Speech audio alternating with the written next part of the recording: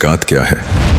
अल्लाह के लिए माल का एक हिस्सा जो शरीयत ने तय किया, उसका मुसलमान फकीर यानी ज़रूरतमंद को मालिक बना देना शरीयत में ज़कात कहलाता है। अगर आप हमारे चैनल पर नए हैं तो हमारे चैनल को सब्सक्राइब कीजिए, लाइक कीजिए और बेल आइकॉन को प्रेस कीजिए। ज़कात किसको दी जाए?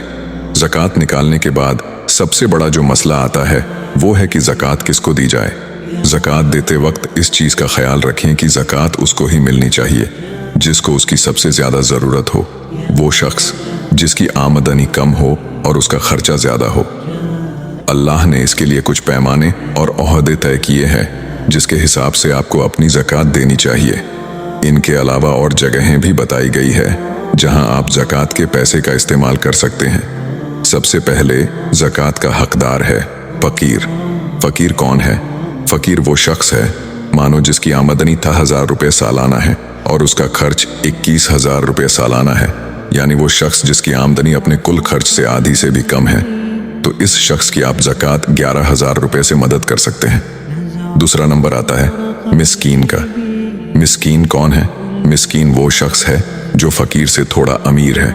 ये वो शख्स है मानो जिसकी आमदनी 1000 रुपये सालाना है और उसका खर्च 15,000 सालाना है, यानी वो शख्स जिसकी आमदनी अपने कुल खर्च से आधी से ज़्यादा है। तो आप इस शख्स की आप ज़कात के 5,000 रुपये से उसकी मदद कर सकते हैं। तीसरा नंबर आता है तारिके कल्ब का। तारिके कल्ब कौन है?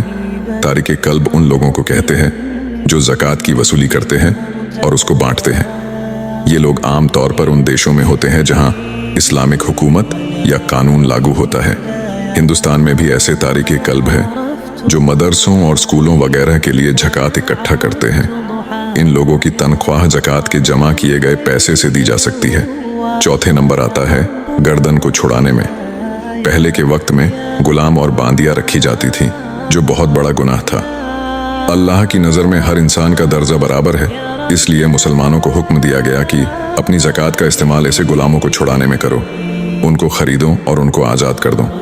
आज के दौर में गुलाम तो नहीं होते, लेकिन आप लोग अब भी इस काम को अंजाम दे सकते हैं।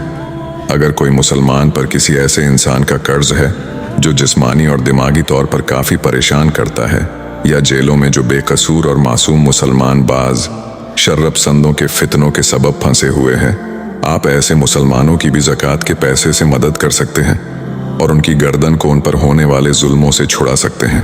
पांचवा नंबर आता है कर्जदारों का। आप अपनी ज़कात का इस्तेमाल मुसलमानों के कर्ज चुकाने में भी कर सकते हैं। जैसे कोई मुसलमान कर्जदार है, वो उस कर्ज को चुकाने की हालत में नहीं है, तो आप उसको कर्ज चुकाने के लिए ज़कात का पैसा दे सकते हैं। और अगर आपको लगता है कि ये इंसान आपसे पैसा लेने के बाद अपना कर्ज नहीं चुकाएगा बल्कि उस पैसे को अपने ऊपर इस्तेमाल कर लेगा, तो आप उस इंसान के पास जाइए जिससे उसने कर्ज लिया है और खुद अपने हाथ से कर्ज की रकम की अदायगी करें। छठा नंबर आता है अल्लाह की राह में। अल्लाह की राह का नाम आते ही लोग उसे जिहाद से जोड़ लेते हैं। यहाँ अल्लाह की राह से मुराद यानी मतलब सिर्फ जिहाद से नहीं है।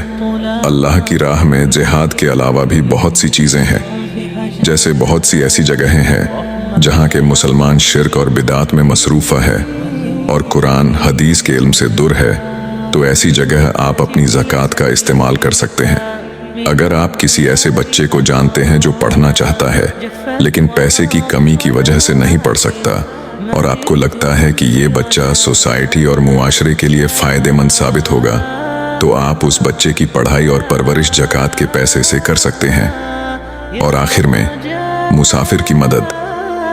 मान लीजिए आपके पास काफ़ी पैसा है और आप कहीं सफ़र पर जाते हैं, लेकिन अपने शहर से बाहर जाने के बाद आपकी जेब कट जाती है और आपके पास इतने पैसे भी नहीं हों कि आप अपने घर लौट सकें, तो एक मुसलमान का फ़र्ज़ बनता है कि वो आपकी मदद अपने ज़कात के पैसे से करे और अपने घर तक आने का किराया वगैरह दें।